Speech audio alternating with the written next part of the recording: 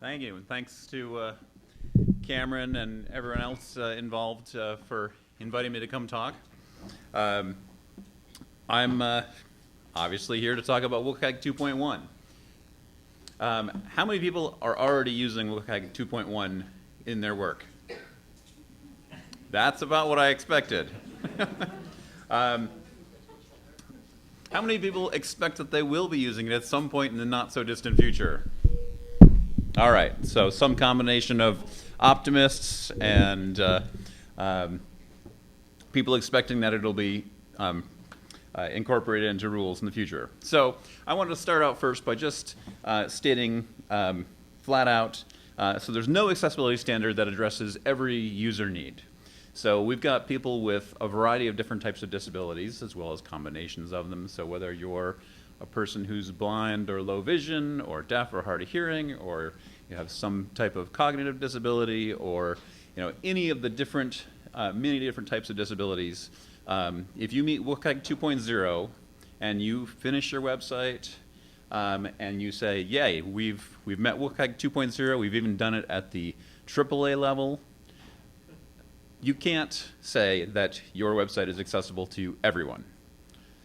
And you might think, oh, phew, WCAG 2.1 is here, so now if we meet that at the AA or AAA level, that we'll be able to say that our website is fully accessible to all people, anywhere, anytime. And that, unfortunately, is also not true. And if we get to WCAG 2.6, or let's say we go up to 3.0 or 4.0, you're still not going to be able to say that. All right? We do hope that we will continue to fill gaps as we evolve the standard, as we've done with 2.1, but it's still something that you should regard, the standard is what you should regard as a starting point for accessibility. And if you really want to meet user needs, you're going to need to do more than the standard. You're going to need to work with end users. You're going to need to do additional work. So, did I skip a slide? Nope. So why did we want to update WCAG 2.0? WCAG 2.0 came out in December of 2008, and so around 2013, 2014, it was starting to feel a little bit stale. We had touchscreen technologies on on mobile devices, much more so than we did when WCAG 2.0 was published. There's certainly been changes in technology, changes in how we build web content and web applications. And we identified gaps in WCAG 2.0. With the working group in particular, we found three main areas that we really wanted to spend some time on, and the working group created task forces to focus in on these. One was on what we called mobile, but mostly that's really about touch devices and small screen sizes. One is about low vision, because there was a number of issues that were identified for that audience, and also for cognitive accessibility. So we had task forces to identify gaps and create proposals for new success criteria, and that was the basis of the work that we did over the previous couple of years in order to have proposals and to develop new success criteria. So broadly speaking, the goals, we want to have additional success criteria so we can help more people fill some of those gaps. Then all the success criteria need to be testable and implementable, right? We can all sit around, have a glass of wine or have a beer, and come up with some really amazing ideas for what might be great in WCAG 2.1, 2.2, 6.0, but it's got to be something that you can actually do, and it has to be something that can be tested so that people can verify whether you've succeeded or not. It's very important with WCAG also that it maintains its technology independence. WCAG is not an HTML accessibility standard. It is an accessibility standard for technologies. So with WCAG 2.0, You could meet it with PDF. You could meet it with Flash or Silverlight. People aren't doing that so much now. And of course, you could do it with HTML. It's also been applied to mobile applications, software in general. So it was very successful in being defined as a technology-independent standard, and we really wanted to keep that for 2.1. And then backward compatibility was also a key criteria, because what we did not want to have is have people have to do some additional things, undo some things that they had done for a WCAG 2.0 site. So basically, everything that's in 2.0 is also part of 2.1.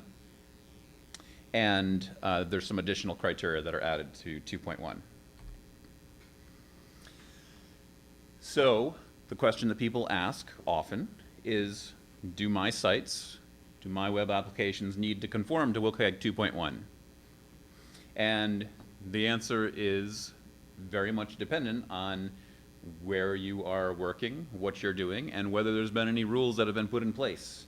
Section 508 in the US government just came out about a year and a half ago with an update to WCAG 2.0. It is not, that I'm aware of, planning to update to 2.1 anytime soon.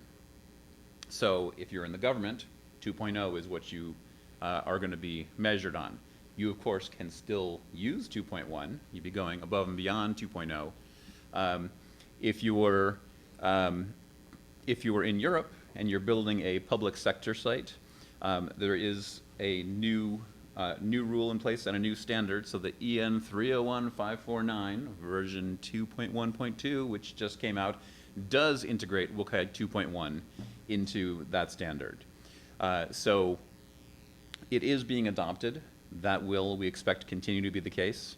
But for right now, it is still very early for it to be something that developers have to use on a day-to-day basis in general. So what's in WCAG 2.1? As I said before, 100% backward compatibility with 2.0. 2.0, so if in most cases people are asked to conform with level AA, right? So when we say level AA, that means you're meeting all of the single A success criteria and you're meeting all of the AA success criteria, and you do not need to meet the AAA success criteria. So in 2.0, there was 25 single A's, 13 AA's, so 38 total. In WCAG 2.1, there's now 5 additional single A's, bringing it up to 30, 7 additional AA's to bring that up to 20, so there's 50 that you'd need to pay attention to for 2.1. And then the number for AAA's has gone from 23 to 28, so an additional 5. All right, so what we're going to be focusing on today is looking at the new success criteria, and this is a bit of a eye test of a slide here, mostly to keep me organized when I'm doing this. But these are the 17 new success criteria, and the one thing that I want to point out here, the one thing on here that's not a success criteria is where it says 2.5. So 2.5 input modalities. That's a new principle. So WCAG is organized into guidelines, principles, and success criteria. And 2.5 is a new principle. You don't have to conform with the principle. It's just an organizational grouping that is all about input modalities. So the 2.5 dot success criteria are very focused around that, that concept. So what I wanted to do for this talk is just, walk through a bunch of these. We won't even have time to get through all of the single A and double A ones, but take some time to look at the new language and what that language means and who's benefiting from that. All right, and we will have time for questions after, but if you have a question when we're going along here, there's something that is very unclear, just let us know and shout it out. Well, if you have a question, please use the talking stick. Right. Or I can repeat it too if it's... All right, so closer look at those. So 134 is a new success criteria about orientation. And basically what it's saying is that content, well, it says content does not restrict its view and operation to a single display orientation, such as portrait or landscape, unless a specific display orientation is essential. So we've got a screen that I've seen on my phone that for a particular site, and they're showing videos, and so naturally I want my phone to be sideways so I can have more video and less extra space on there. And when I turn my phone sideways, it gives me this message. It says, sorry, you need to turn your phone vertically, which I can do, but not everyone can.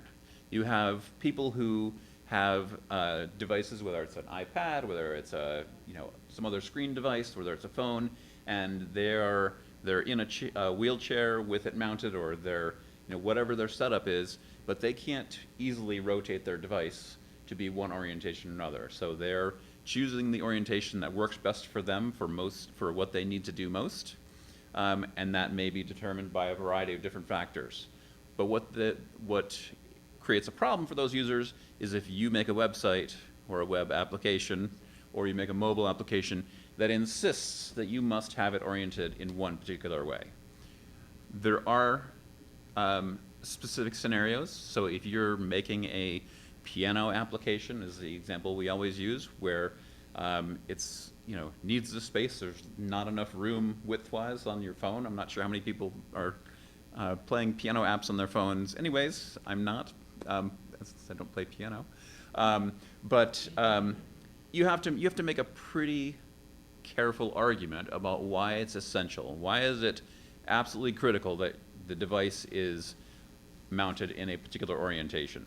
If you're just creating web content, you're really not going to have a great reason, I would expect.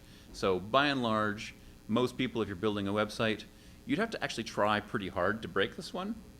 So the browser's taking care of the orientation for you, and unless you're actively doing something that detects the orientation has changed, and you throw up a screen that says, change your orientation back to the way the developer likes it, if you don't do that, you're fine.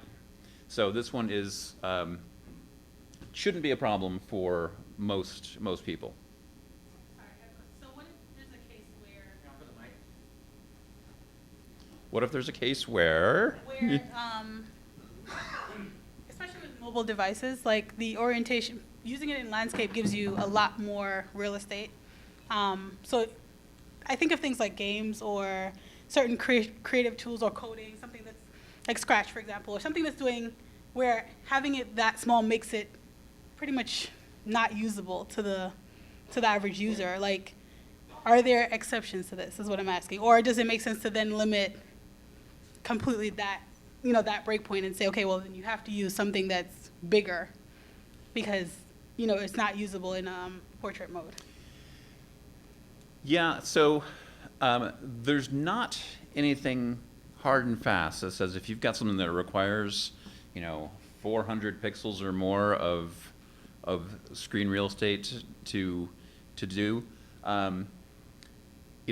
if you've got a banking application where you're scanning a check, it sort of makes sense to a lot of people to turn it so that it's the phone or the device is in the same orientation as the check is horizontally.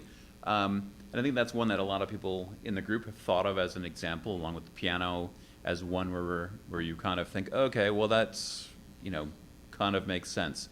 But this one word is one of the wiggle words that we have in WCAG around evaluating a success criteria. Because is it possible for you to take a phone, hold it vertically, and take a picture of a check and have it work? Of course that's possible. Fortunately, they don't make the co-chairs of the working group evaluate what everyone's claims are. So if you're saying that it's essential and you've got a good reason for it, then you can make your claim based on that. And people may like it and be okay. They may not like it and complain, in which case you should listen to them, talk to them. Yeah, so there is a little bit of judgment that goes on in there. Thank you. Okay, identify input purpose. So this was created as a new success criteria, particularly to support cognitive disabilities. And I think that I should say also that the number of things that we would like to do to support cognitive disabilities and the need that is out there for supporting people with cognitive disabilities is far greater than what we've been able to incorporate into WCAG 2.1. There's lots of challenges around testability. There's lots of challenges around nascent technology that is really not at the point where it's ready to support everything that the cognitive user population or populations would need. So we're trying to get a toehold here into doing more for cognitive. And some of the things that people would like. So if you're filling out a form and it's asking for information,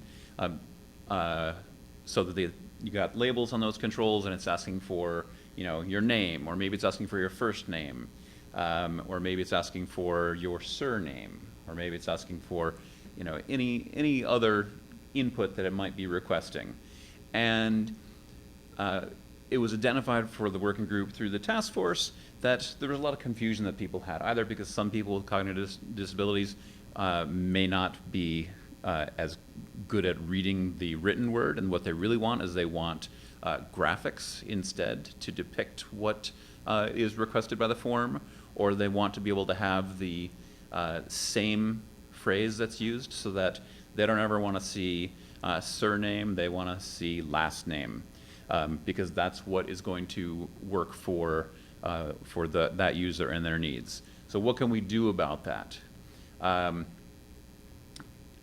What we can't do really is say everyone who's building a website with a form has to implement some sort of a switching device that allows the user to set up preferences for what types of labels they would want for each potential field, because of course no one's going to go to an individual site, or at least most individual sites, to do that sort of configuration. So what we're trying to do is to get a hold of whatever information we can and make it so that there's some programmatic basis for allowing tools to do some switching down the road. And it can also be used today. So basically, for input fields, collecting information about the user, meaning the person who's filling out the form, not about any user, not about any topics. This is very narrowly focused on that user. They have to be able to programmatically determine the purpose of that input.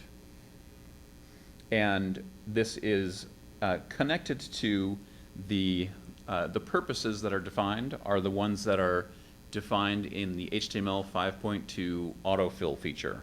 So there's a bunch of form purposes that are identified in there, and if you mark up your form controls, the ones that are reflected in that part of the HTML spec, then you're enabling future technologies where someone could have a plugin that swaps out name or address or phone number with icons, or adds icons in addition to the text, so that instead of saying phone, it could say phone and have a picture of the phone. And it also enables functionality with like tools like LastPass and other tools that I'm not remembering the names of right now, whereby you can go in and you can set it up so this is my LastPass and it's got my name, and I'm not showing my address or contact or credit card information. I keep backing up from the microphone. Pretty soon we're going to be in the corner. And then when you reach one of these forms, it will give you a prompt in the controls where you can go in and just say, fill out this form for me. And it'll fill out a bunch of the fields, making it all that much easier for many users. So it helps cognitive users. It also can help other users. It can help users who have trouble typing, because ultimately it can result in less typing. I hope that as we go forward, we will have something that is much more comprehensive, but this is a good example of something where we have to try and balance what would be a comprehensive ideal solution that would work if only every web developer in the world would do things the way that the working group says. We have to balance that with the reality of every developer in the world doing even some of what the working group says sometimes. So that's that one. Thomas. So would that be a failure technique for the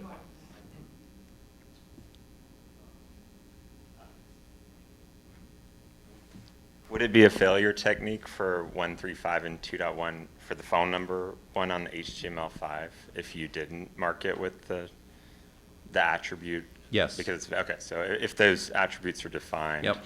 then it's a failure. Yeah, if you've got, right, exactly. Okay. So if you have first name, last name, email, phone number, there's autofill. It's the autocomplete attribute, which is part of the autofill section of HTML 5.2. And I expect also that we will have a much expanded set of purposes that will be defined at some point down the road. I'm not sure exactly when we can count on that being done and published as a final spec, but there should be a much more comprehensive set of purposes that are available. So it'll be something that, and then we have to do work to encourage different tool vendors so that when you go and put in an input, that it helps you make that pairing so that it can add the right metadata. Okay, reflow. This one is one of the ones that was really most important, I think, for people who have low vision. People with low vision may be zooming in. They may be using a screen magnifier, but they may not be using a screen magnifier. They may just be bumping up the text size. They may be bumping up the text size and then using a magnifier. So the key problem that people had with, you can have a WCAG 2.0 conforming site, and what it requires for text is that you have to be able to bump up your text size 200% without losing content. And it was okay if you had to scroll left and right in order to get to that content. There was no one in the working group who would say, oh yeah, that's really good. That's perfect. That's just what everyone wants. Because if you've got a long page that is 10 screens tall and now you've bumped up the font size so it's also 3 screens wide, it's a huge pain in the neck to read that content, and is going to make it all the much harder for people to be able to access that. So what was important here is that content needs to reflow properly. And one of our biggest challenges was figuring out how to define what it reflows to, because as much as we'd like to say it has to, infinite reflow, like no matter what you do, it has to reflow. It gets to a point sometimes where, even if you have just a couple of words, if the text is increased in size enough that those words are cut off, that the UI content, the UI aspects of the UI that are designed for a specific size, that those need to be redone. So what we have here is basically works out to like 400%. Is based on a standard 1280 wide screen.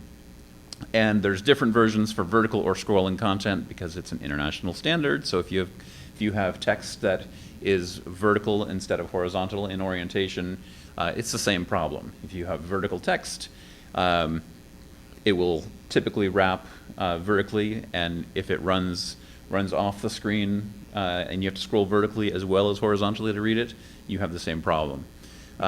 So there are certain types of content where the two-dimensional layout is important, but for the most part, it's trying to avoid things like, and I went back to the Wayback Machine for an old CNN, so this is from 2014, CNN's website, and you can see over here that, the International section in the upper right, and you can't tell what the text is saying.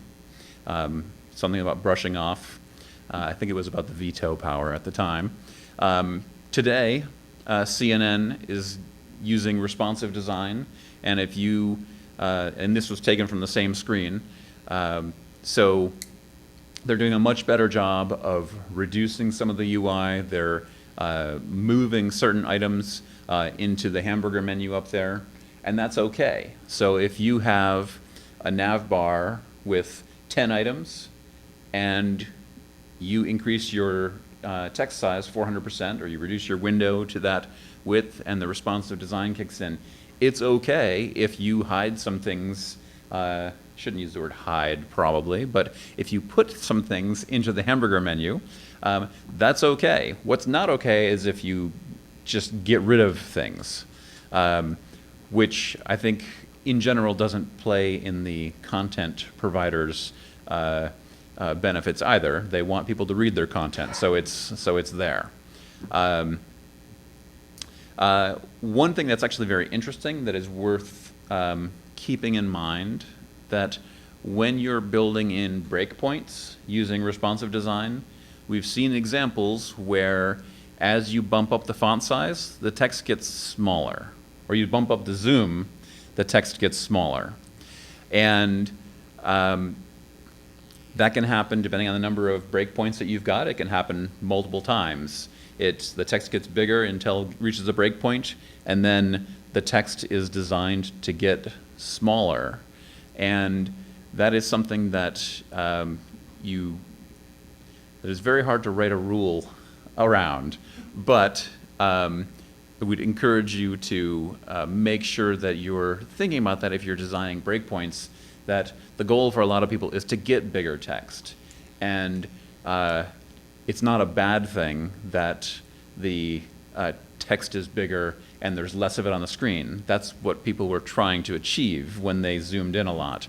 And I think a lot of these breakpoints are designed from the perspective of, someone's got a smaller mobile device and we still want to make sure that they have this perfectly designed layout. So keeping in mind the different perspectives from people, and this is also a great example of where talking to actual users and finding out what they like will also help. But that's reflow. All right, non-text contrast is another one here, and this one's really dense. In essence, what this one says is in response to the fact that in WCAG 2.0, text has to have a contrast ratio of 4.5 to 1. Everyone's familiar with that? If they're familiar with WCAG, that's one of the things that people tend to know. Unless it's really big text, in which case 7 to 1 is okay. But what was not covered by this is you didn't have to have a specific contrast for the focus. As you're tabbing through elements, the focus has to be visible. So has anyone ever tabbed through a web page with the keyboard and the focus is visible, but maybe only just? There's certainly lots of examples of that where the focus is very pale, and it's not helping people locate it. It's not helping people track where it's going. And then, of course, too, we've got lots of graphical objects. We've got user interface components that have color in them. And designers might ask, does this have to meet 4.5 to 1? And the answer is no, it's not text. And in some cases, the designers say, that's stupid. Why is text so much different? In other cases, designers would say, phew, because that was going to be a challenge. But it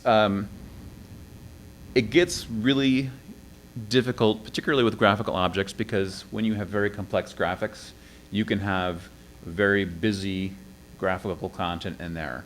And it's very important to understand that this required, parts of graphics required to understand the content.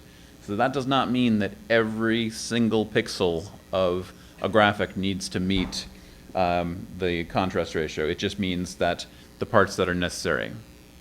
So, as I was saying, the focus style is a key aspect of this. Graphic color contrast is the other half of it.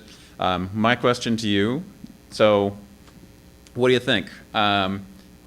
Which ones of these would you say that would pass this 3-to-1 ratio? And of course, you know, this is me assuming that everyone knows what a 3-to-1 ratio looks like, but we're going to go with it anyway. So, do any of these pass? Do any of these fail?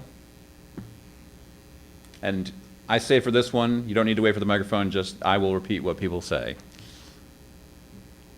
For the focus, does either focus pass? I want that one. Maybe the one on the left. Yeah, so these buttons are actually right next to each other. No, they're the same button, sorry. And when you tab, it's actually got a different color focus for different parts of the same control, which I thought was pretty interesting. The one on the left is like 1.56, the other one is 1.36, something like that to 1. So neither of those focuses would be okay. One caveat here is that if you are relying on the browser's focus and you're not setting that focus at all, that is an out for a developer. So, and that also allows, if you've got a browser that allows people to change the focus appearance, or they've got a tool that allows the focus appearance to change, then that's not breaking that. So it's not ideal, but that's one thing to be aware of. Okay, so neither of those, if you define the focus color, neither of those would pass. How about this Google Compose button? There's lots of colorful content in there with that plus. That button is not currently focused, so we're not looking at the focus, we're just looking at the graphics of that. Is this a case where the compose is the key content? Right, so the question is that graphic required to understand the content? And there is a version of this button that if you're in Gmail with a new design and you minimize the side, it'll just go down to that button, just to the plus. But yeah, the compose makes it so that you don't really need that to the plus to understand the content. I do think that, so there's 4 colors there also, and in certain cases you can this wouldn't be one of them, but I think the blue passes. The red, green, and the yellow are all too low contrast.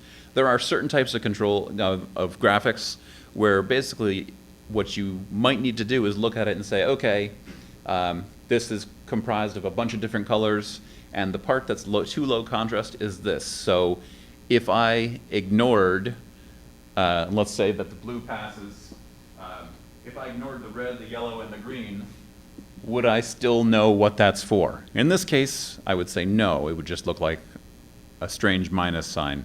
But there may be some graphics where that's the case. All right, so how about the next one, pull requests. There's 2 graphical elements that are part of this, one of which is so low contrast that you might not even be able to see it everywhere. The little graphics on the left of pull requests, and then around the 33 there's a background that's there. Neither one fails or neither one passes? Is either necessary to understand the content? Right, so I would say that this would pass. They wouldn't have a problem with this because you can certainly understand pull requests, and there's the 33 next to it. 33's got the background, but it's not necessary to understand it. How about clone or download? That one does not pass because that one has a contrast ratio. I think it was 2.65 or 2.85. But now here's the question: which part of that fails? The text on the green does not fail because this success. Well, the text on the green does fail, but not this success criteria. Because this success criteria is only about non-text contrast. So in this case, you would fail this based on that little arrow. Yep. And the text would fail based on the regular 143 text contrast. And then the last two over there, everything's fine with those, I will tell you. The one thing that's interesting about this one is that you've got this blue ball there, which, if I'm remembering correctly, is indicating that there's some new alert that I haven't seen yet. And the blue is almost next to the gray bell color. The blue and the gray that are next to each other, those don't have sufficient contrast between those two, but they're not touching each other. They're not. It's not necessary. You don't need to see between those in order to understand that content. But if you did have a situation where you had low contrast, one of the ways that you can address this is you can provide an extra border. So you can put a contrasting border in if you've got two lines that are next to each other. Just framing it with an additional color that where you do have contrast is a way to handle that. But this is one that is potentially quite hard when you get graphics, and believe it or not, there's lots of graphics on the internet that are more complicated than these ones. Particularly in like data visualization, you wind up with crazy complicated visualizations with lots of adjacencies, and it can get challenging, but it is also very important. Yes. There's a mic. Yeah. Pass that down. Thank you. Does the button's background itself count as a graphic object in terms of the contrast with the surrounding area? Like with the compose button or the clone or download button? That is, yes, it does, and so that is a good that's a good point, and it's one that I should have studied up what our official answer is to that, because I need to I should have anticipated the question, but part of where this is, so I think the short answer is yes. But part of where it's challenging is that you can also have something that is basically a link instead, where the link doesn't have a specific button. The link does have additional affordances to it, like maybe there's an underline, or maybe it has a focus rectangle that's available. But for someone to be able to differentiate between what's a link and what's not a link is relying on color, much as in this case it's relying on a variety of things, including the text and including the border there. So particularly in cases where the shape and the position and the size of the button, so knowing where to click, like if you can't tell where you're supposed to click, then you would definitely have a problem. This is one, it's a active area of debate, I would say. So that's something that I'm going to defer making a conclusive statement on that right now. I have to review. Thanks. See, it's not just you who doesn't know everything. And it's actually a good point that as the chair of the working group and the editor of the spec, my job is not to come up with everything. My job is to help make sure that everything gets done and that we drive toward consensus. And so there are certainly areas where each of us would find, oh, maybe I ought to review that part a little bit more.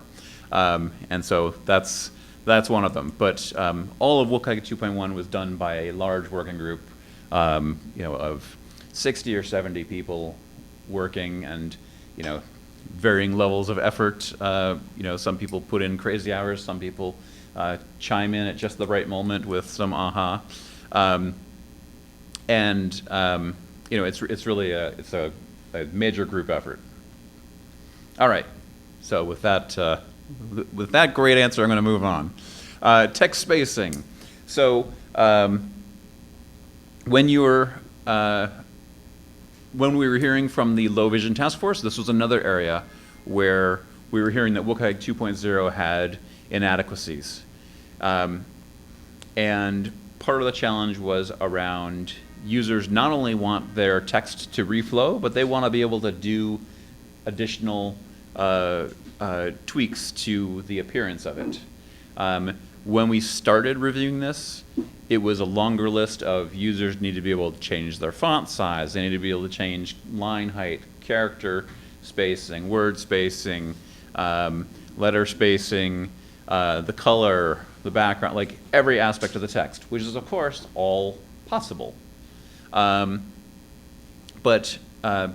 because of difficulties in scoping that and being able to define it in a testable way, what we have right now is these four things. So line height, paragraph spacing, letter spacing, and word spacing. So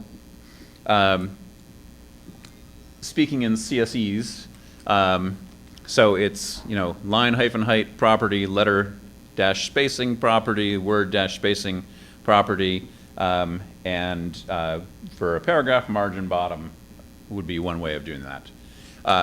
And looking over here at this example of text from the Washington Post, I had a tool, Stylish, which is a good way to be able to turn these things on and off and see what it does to your designs.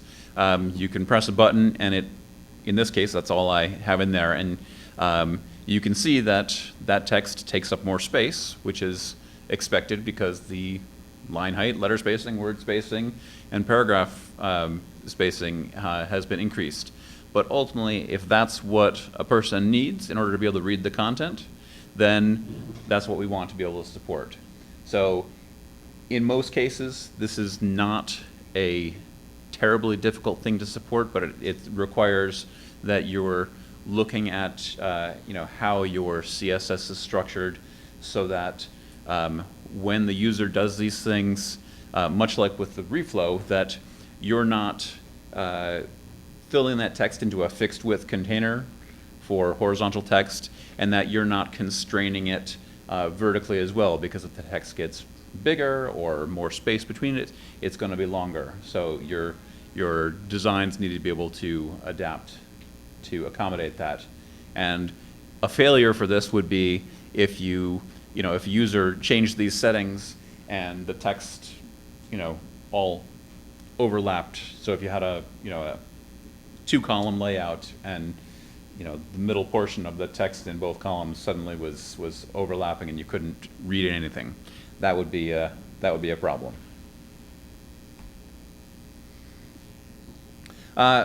Content on hover or focus. So this one here, and I know that I'm running a little bit. So Cameron, if you can give me the high sign when I need to be wrapping. I know I'm at 44 minutes now. So content on hover or focus. Basically, we've got a situation where a lot of times, so in WCAG 2.0, if you have content that the only way to get to it is by hovering your mouse over something, you're going to fail the keyboard success criteria because there's information that you can't get to with the keyboard. So you need to make sure that the information, the easiest way is that if you're using on hover, you can also use on focus to make sure that information can be shown. But the problem that happens a lot of times is that, and I would be surprised if other people haven't had this situation, you're using the mouse and you're hovering over something and it pops up something else. Maybe it's a submenu. Maybe it's, some other informational tooltip.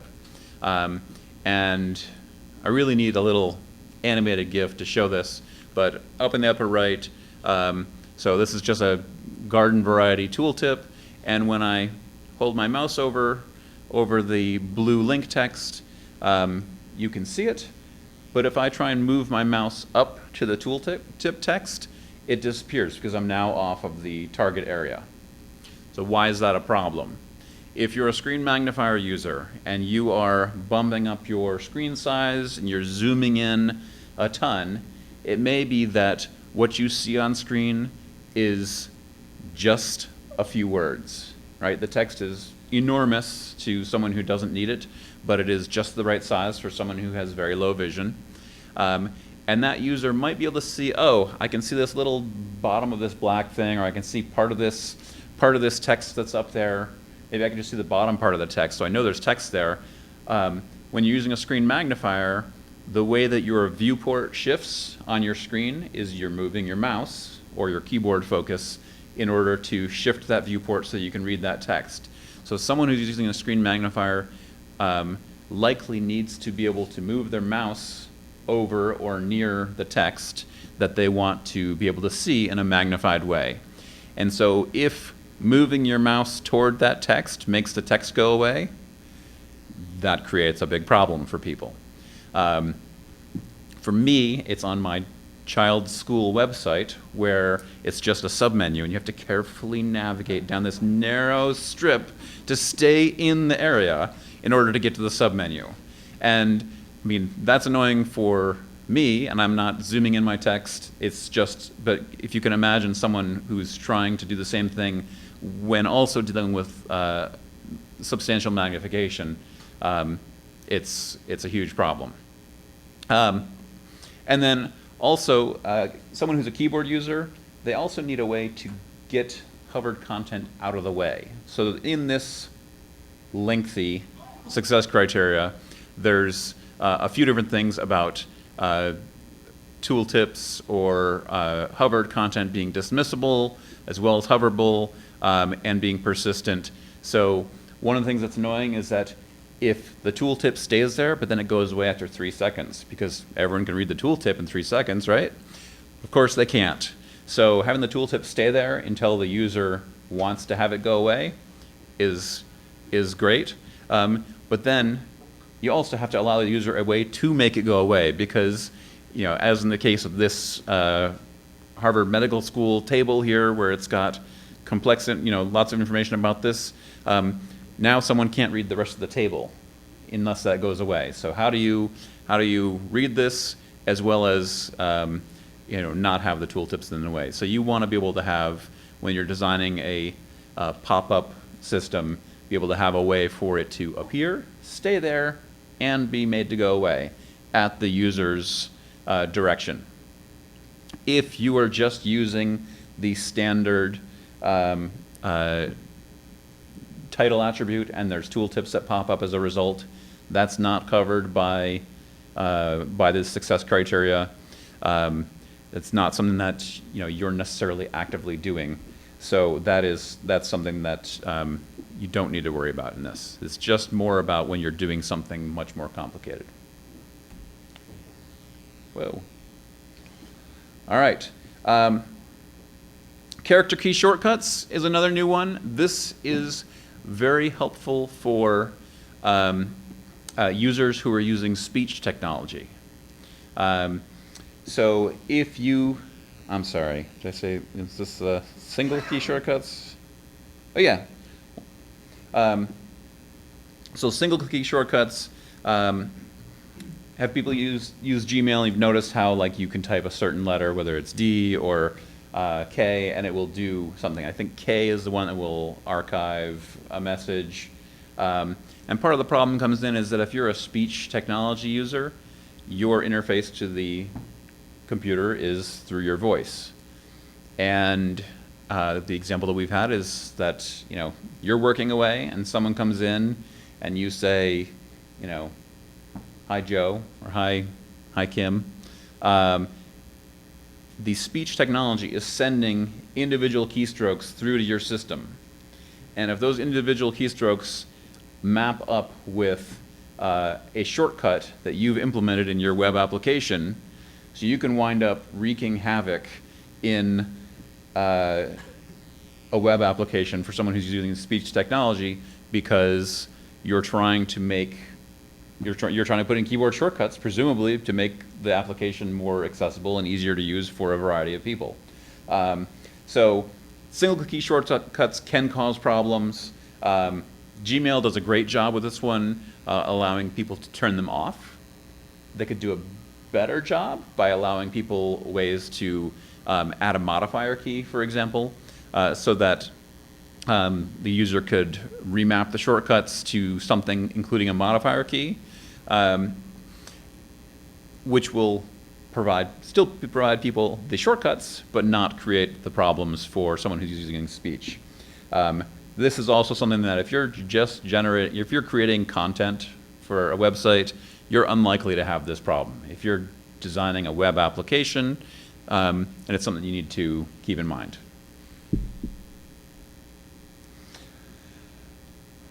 All right, there's a few here that it's difficult to have good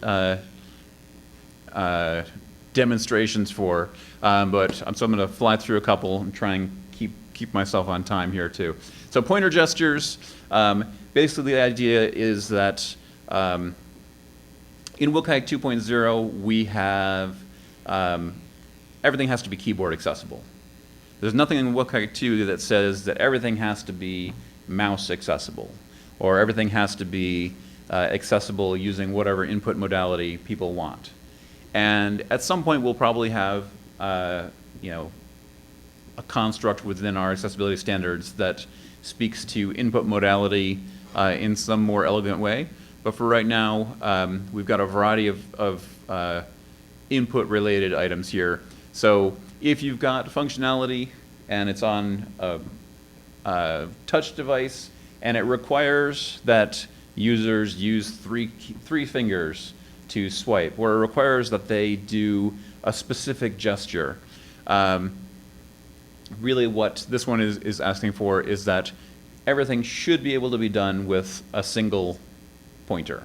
So with one finger, one toe, one whatever. It does not mean that you can't have multi-point gestures. It just means that you can't have only multi-point gestures. So that's the focus of that one. Pointer cancellation is building on top of the single pointer. So if you have functionality that can be operated with a single pointer, one of the things that is probably the most important part of this, as far as I'm concerned, is that you're not using the down event on that. Now, there may be game scenarios where, if you're firing on something or you're trying to, you've got a whack-a-mole game on the phone and you're tapping because that's where it needs to fire. That's okay, because you would make an argument that that's essential for the operation of the game. So it's not when you touch and then lift, it's when you touch. But in general, you've got users who maybe they have hand tremors, and so their ability to touch a specific point is not as good as for them to be able to touch the screen, readjust it, and then release it. So much as like with standard components that we have for web and software, where a button is activated on the release, not on the down press typically. That's part of what's in this as well. And there are certain types of functions where this is important, like the down event does something important, like for example drag and drop. So if you're going to drag and drop an item, the down event is doing something. And what's important here is that you need to be able to reverse that in some way. So whether that is on a keyboard, you might have it so that the escape key could undo that. But there's a few different items within here that are worth spending some time taking a look at if you're doing complex applications with specific pointer gestures. Label and name. Andrew, Yes. do you want to do one or two more? Yes. Yeah, Yes. pick your favorites. Okay, I like this one. So label and name. If you're going to provide, this is a button. If you're providing alternative text for this, what should it be? Where it goes. What was it? Where it goes. No, yep, I'm going to go with that. Amazon Prime. So this would, I mean, it's a link, so it's going to say Amazon Prime link. You might do something, you know, Amazon Prime homepage. You might do, depending on the context. For this one here, you might have shopping cart. You might have shopping cart, comma, 4 items. Presumably, you're going to have the word cart in there. Alternative text for this one here, which is a button. I would make the case, I mean, when I'm talking to my teams, when the designers, if anyone who's writing the content is, you know, don't make this harder than it needs to be on yourself. The alternative text for that is $20 off carpet cleaning, because that's the text that is on the image. And there's, you know, there's certainly instances where you would deviate if there's, you know, 3 paragraphs worth of text that are on the button and a legal disclaimer. You'd probably do something different. But label and name basically is a new success criteria that is targeted at assistive technology users, particularly low vision, as well as speech users.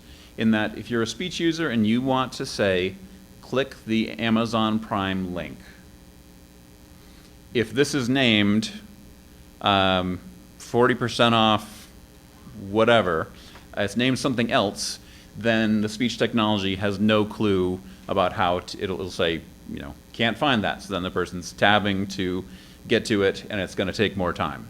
For this one here, the alternative text, you actually can't see because the captions are right there. And now my Outlook.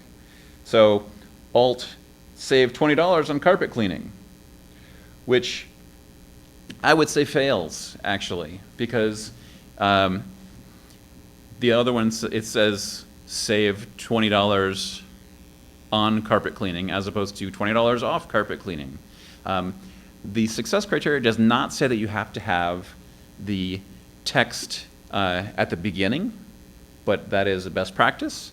But if you've got text that's on a button, on a control, and you don't have the same words in the alternative text, then there's going to be a problem. So in order to make this, to support speech users better, that's the purpose of this one. And, you know, keeping your alternative text simple will help with that. Last one here, motion actuation.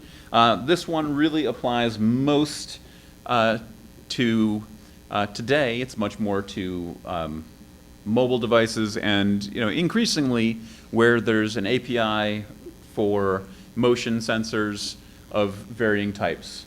The most common situation where people see this now is, you know, if you're using a phone that has the shake to undo, which is what's depicted here in this. So there's been a number of times where I am, you know, I've apparently shaken my phone and this dialogue is up in front of me. And it's asking me whether I want to undo something that I purposely did. But if I'm a person who has a lot of tremors, I want to be able to shut that feature off, because I don't want to have to deal with this every single time, or at least having something that allows me to decide whether I'm doing that or not, whether I want to follow through with whatever action that that motion that was detected is going to trigger. So most of the time, for most web content that you're dealing with, you're not going to have to really worry about this. Someday, we will probably all be doing this much more when we're developing more virtual and augmented reality interfaces. And we're going to have to think about some of these things a lot more. But it is today something that does cause some problems for people, and that there's ways to avoid. So that is not even all of them. We also have one about status messages, that basically if you change something on a web page, you add something to a cart, there's text that's modified somewhere else in the page where the user's not, use ARIA live regions and have that announced. That was the 5-second version of that. If you want to learn more or help out, we have techniques for WCAG, we have understanding WCAG, we have the quick ref for WCAG. So these are all of our learning resources. You might think they're all done and perfect, and you're wrong, they're not. In which case, if you'd like to help out, you can submit comments. You can submit any comments that you want. The ones that aren't snarky are nice. But if you want to write a technique, if you say, you know what, this is what you should have a technique about, that's great. We'll take your idea and we'll add it to the list. If you say, here's my idea, and in fact I wrote a technique, all you have to do is accept this pull request. That would be great too. And that is certainly possible. So any of those things, but I'm happy to answer questions, and Cameron's going to throw me off the stage. So thank you all for coming.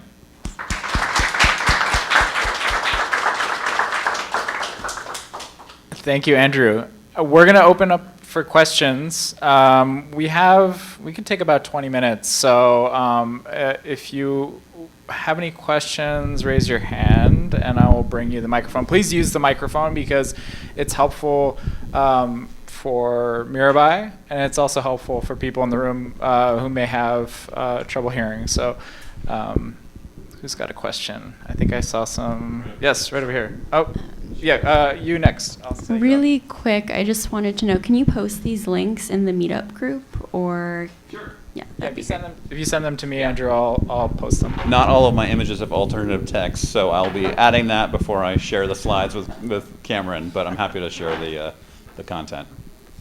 So one of the things that the designers discuss all the time, and this isn't directly 2.1, this is also, they sent me here to ask this question specifically about 2.0, so we know that when we have a carousel, we need some sort of indicators to let the user go through it, whether that's arrows or dots or whatever that might be. What about swiping on mobile when it isn't necessarily a carousel like we think of an image gallery, but you actually are just swiping through items? Do those need indicators to allow someone who can't swipe the ability to go through it if it's a mobile application?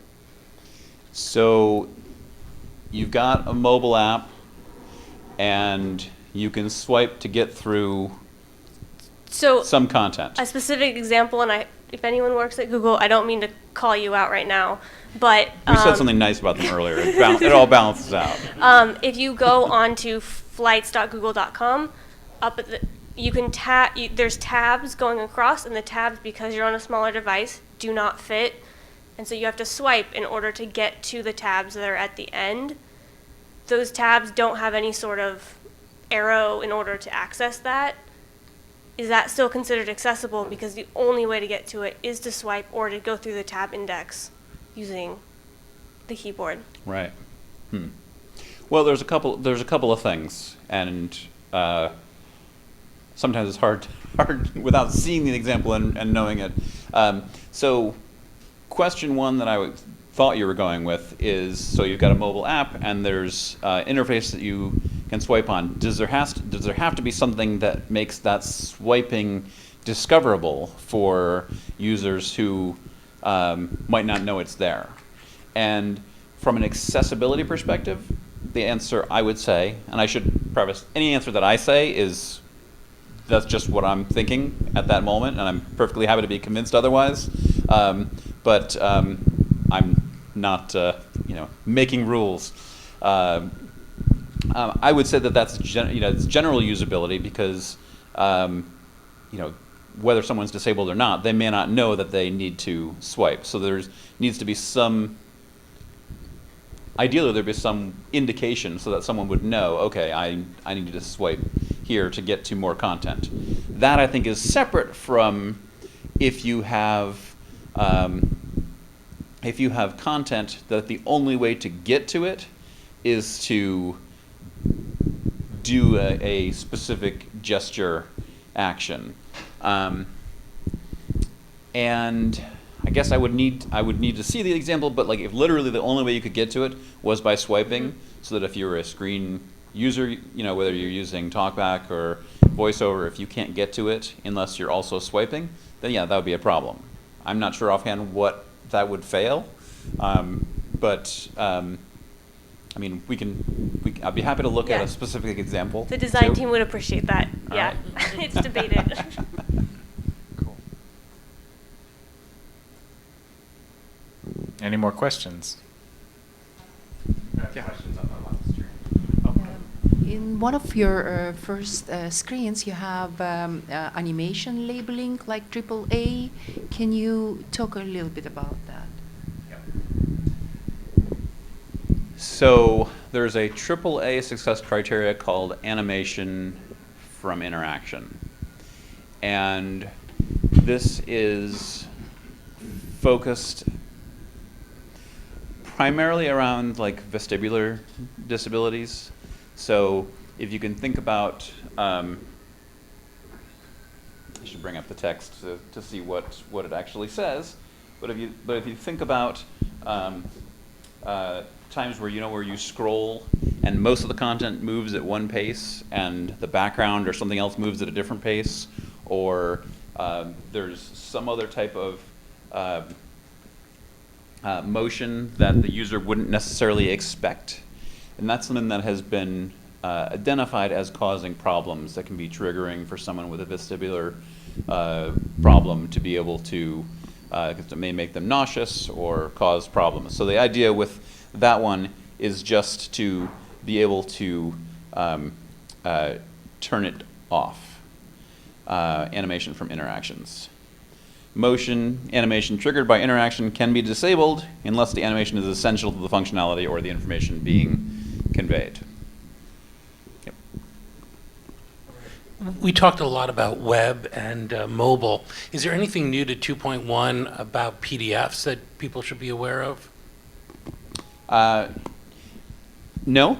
I mean, pretty much everything PDF would be expected to conform to the same success criteria. There are some items in here where there's text in the success criteria, like this one here, 136, identify purpose in content implemented using markup languages. The purpose of user interface controls, icons, and regions can be programmatically determined. So in some cases, it winds up being specifically focused at markup technologies. So, an HTML, SVG would apply to that, but, a PDF or a native mobile app that's not implemented using markup languages wouldn't in this case.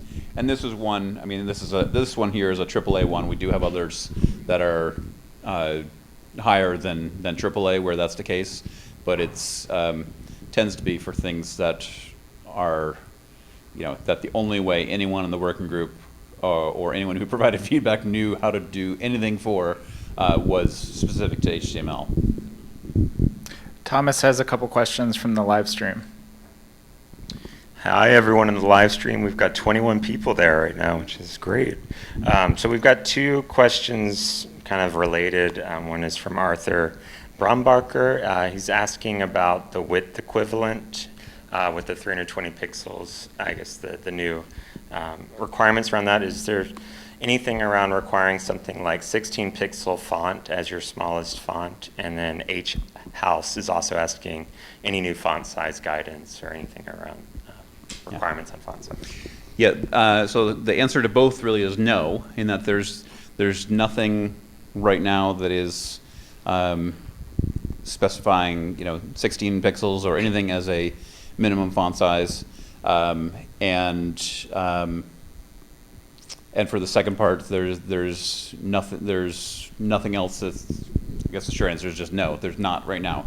If there are gaps that either of those commenters or anyone here or anyone else who's watching, is aware of, great way to submit those as ideas is to you can go on to the WCAG GitHub repository and you can file an issue, or you can email me at akirkpat@adobe.com, or if you go to the working groups homepage, which you can just find with a web search, there's contact information there too. So we certainly know that there's more to do, but some of the challenges wind up being, how do we specify this in a way that's going to work for everyone, that's going to be accepted by all implementers, and that will be testable, et cetera, et cetera. So.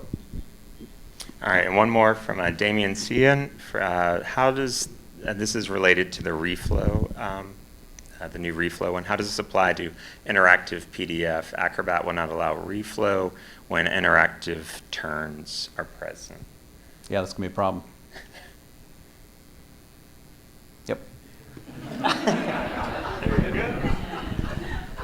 Awesome. Do we have one more question? I think this is going to wrap it up. So my question is, in the interest of managing expectations, what kind of development cycle do you see the different generations working on, like between 2.0 and 2.5, 2.5 to 3? Yep. Yeah, it's a great question. I didn't really talk about the future. I was trying to talk more about the success criteria. We have, all the slides around setting people's expectations about what's coming next. The working group is trying to work on basically a 18-month to 2-year update cycle. Right now, I think that's more like a 2-year update cycle, because we're basically 3 months in, and we're still trying to catch up with the work from 2.1.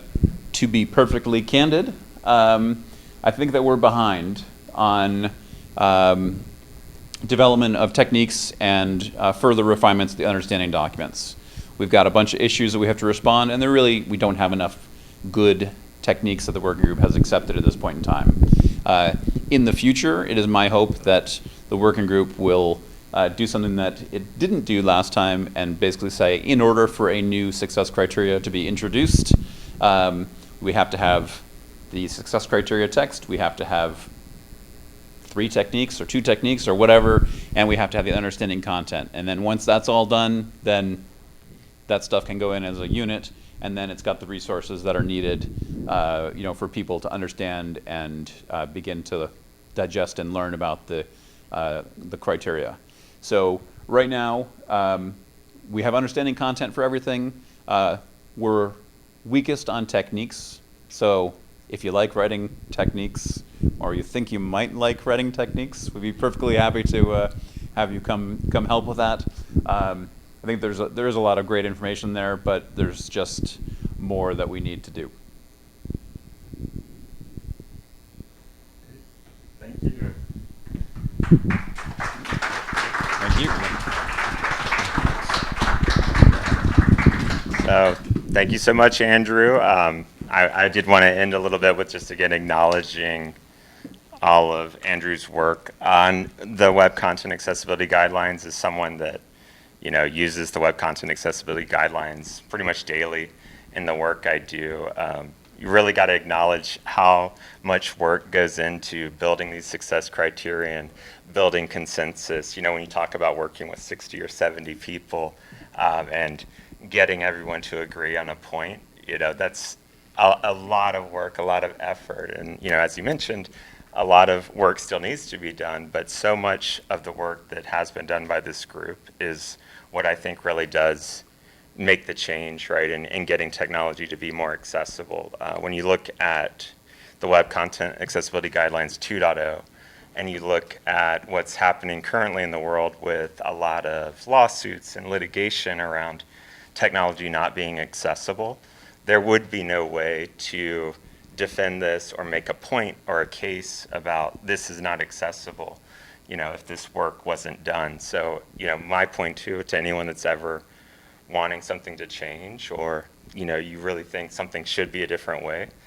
working with the W3C, working with this working group, this is the strongest way to influence change from a technical requirements point of view, because if it's not spelled out and not at this level of conformance, it's very difficult, right, to get someone to make a change for accessibility. So seeing lots of great work from WCAG 2.0, and it's just awesome, all the work here for 2.1. I mean, I'm excited to start working with companies to get this stuff implemented, and learned a lot today, so thanks. Yeah.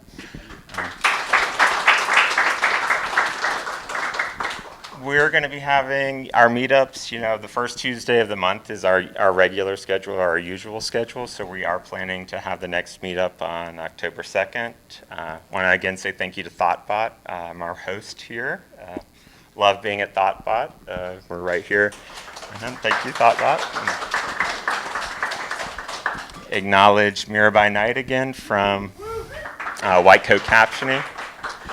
We've always got amazing captions, and thank you, Jolly McPhee from the Internet Society of New York, for getting our stream looking so great. And as we said, it's great to have so many people on the stream tonight.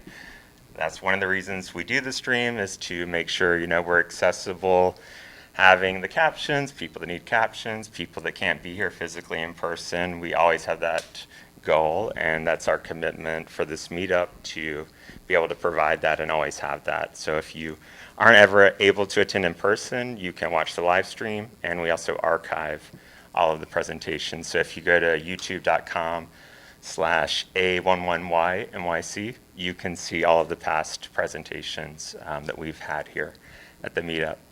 And with that, thanks everyone. We'll be around for, I think we need to be out of here by 9 o'clock, but mingle and meet each other, and come up and meet us and talk to us if we haven't met. Thank you. Cool.